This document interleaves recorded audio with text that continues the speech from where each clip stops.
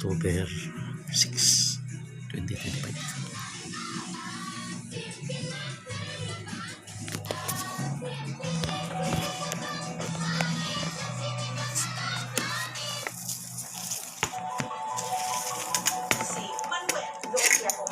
Doon siya nag-aalmusal, doon siya nangyayari, hanggang gabi.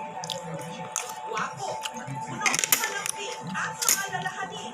Kay Manuel, wala ka na raw hahanapin. Balik-balik siya doon sa iyo. Gano'n siya matagal na doon? 6 months siguro.